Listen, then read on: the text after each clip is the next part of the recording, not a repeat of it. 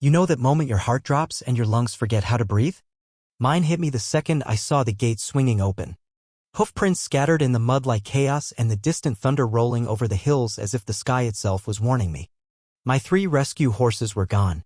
The paddock stood empty, the storm howling like it knew exactly what had just happened. For a second, I clung to the hope that they had broken out on their own.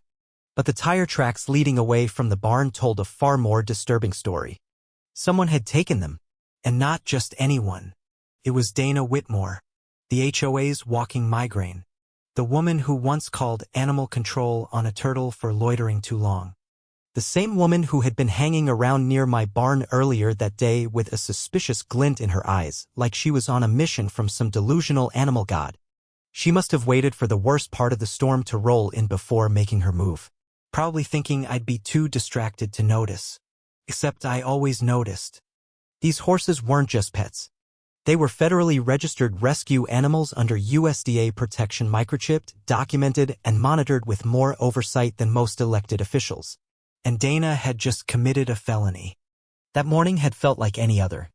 My usual 5 a.m. wake-up call from Bo's neighing, the scent of alfalfa and damp earth, and the rhythmic tapping of hooves against stall floors. I ran a private sanctuary for abused and retired horses that couldn't be adopted out due to trauma. Bo had been a parade horse until he was nearly worked to death. Luna was rescued from an illegal racing ring.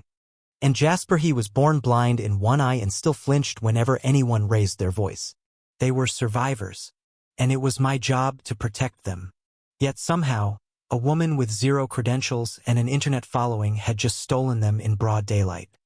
Dana had wandered onto my property around noon under the pretense of checking on the animals. Not unusual for her. Last week, it was some made-up concern about their emotional well-being. Before that, she claimed the sound of Bo chewing hay triggered her migraines. Today, she took it a step further. She stood at the fence with her obnoxious pink umbrella, her tiny dog tucked under one arm like an accessory. You know, she said casually, they'd probably be happier if they were actually free. Not locked in like zoo animals. I ignored her as I always did. But I made the mistake of turning my back while cleaning Jasper's stall. That's when I saw her looking toward the ridge where a trailer sat idling. I didn't think much of it at the time, maybe a delivery, maybe someone visiting a neighbor. I never imagined she would be crazy enough to use it. But now, soaked from the rain and staring at the empty stalls, I realized I had underestimated the depth of her delusion. I sprinted back to the house, half slipping in the mud, and pulled up the surveillance footage. There she was at 3:46 p.m. wearing a reflective vest labeled Animal Wellness Officer, which absolutely doesn't exist, guiding Bo up a rusted ramp into a rickety trailer. Luna followed hesitantly. Poor Jasper had to be tugged in with a rope leash around his halter. Dana even waved at the camera like this was some friendly heist, then drove off as if heading to a state fair. She had filmed herself stealing federally protected animals. And she looked proud. I called 911 immediately. To my surprise, the dispatcher took it seriously. "Did you say federally registered?" she asked. I confirmed. She put me on hold. When she returned, her tone had changed. "You'll be getting a call from the USDA Animal Welfare Division in 5 minutes. Stay put." Sure enough, a man named Inspector Paul Garza called. His voice was cold and clipped. After I explained what happened, he said something that chilled my blood. If she crosses state lines with those horses, it becomes a federal transport violation under Section 122 of the Equine Rescue Act. That's prison time. I gave him everything I had, the footage, her license plate, even the direction she went. A neighbor texted me a blurry dashcam shot of her heading west. The storm hadn't peaked yet, but it was coming fast. I didn't wait. I packed supplies, threw on boots, and loaded my own trailer. I had every document imaginable: medical records, rescue registration tags, even a notarized USDA letter confirming their protected status. As I pulled out of my driveway, I called a friend at the sheriff's department. He patched me into the Bolo system. Within 15 minutes, the entire county was looking for Dana and her stolen trailer. I passed 2 cruisers on my way out. The deputies gave me a knowing wave. Rain hammered down as I followed the GPS ping from the dashcam footage. It wasn't precise, but it pointed toward the western part of town where the land turned to scrub and forgotten properties. Dana didn't have the means to go far. Her car couldn't tow anything larger than a kayak. She must have borrowed the trailer from someone equally clueless. About 30 minutes down the road, I spotted an old mailbox, the name Baxter barely legible. I knew the property it used to belong to goat breeders. They'd left it to their niece, Dana. The fence was crumbling, just chicken wire and rotten wood. And there, in the half-flooded yard, sat the trailer. My horses were still inside. I slammed the brakes, parked across the street, and called Inspector Garza. He answered on the second ring. I told him I had visual confirmation. He told me not to approach. A USDA agent and 2 sheriff's deputies were already en route. Stay visible, he said. Do not enter the property. This needs to be done by the book. I agreed.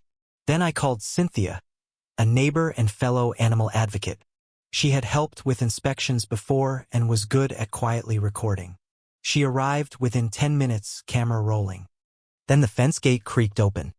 There was Dana, drenched in rain, wearing that fake vest again. She had no clue we were watching. With exaggerated care, she unlatched the trailer. Luna came out first, slipping in the mud. Dana tugged her lead like she was walking a puppy. Bo followed, dazed. Then Jasper, limping, his soaked bandage dangling.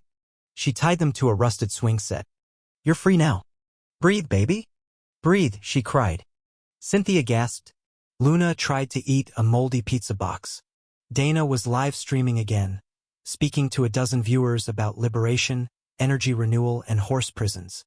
Then 2 marked cruisers pulled up. The deputies stepped out. Dana Whitmore. Step away from the animals. She froze. You have no authority here. This is a sovereign sanctuary. Then a federal SUV rolled in. Garza stepped out, raincoat covering his USDA badge. Dana tried to argue. They're not property. They're spiritual beings. Garza calmly held up a clipboard with USDA documentation. These horses are protected under federal law. You've committed felony theft.